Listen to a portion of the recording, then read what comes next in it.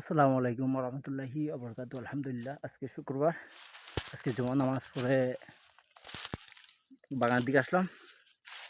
তো বাগানে এসে আজকে পেঁপে সংগ্রহ করতেছি গাছ থেকে। গাছের মধ্যে পেঁপে নেই, তারপর দিয়ে সংগ্রহ করা হচ্ছে একটা দুইটা করে গুজে। এই যে দেখতে পাচ্ছেন, আর কিছু উপরে নিয়েছিলাম সিঁড়ি, উপরে নিয়ে গেছিলাম। এখন এখান থেকে বার ফুরাবো আমি।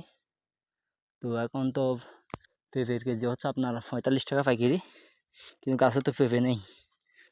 তারপর দিকেও এখন যেগুলো আছে সেগুলো নিয়ে যাওয়ার চেষ্টা করতেছি। আর এই যে দেখতে পাচ্ছেন, এখন আমি উপরে গিয়ে বারগুলো রেডি করব।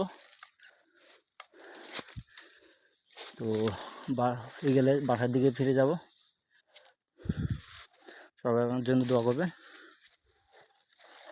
পাহাড়ে জীবিকা সংখ্যা করা অনেক কঠিন, কারণ এই উঁচু নিচুর মধ্যে এসে জীবিকা নির্বাহের জন্য আসতে হয় প্রতিদিনের মতন।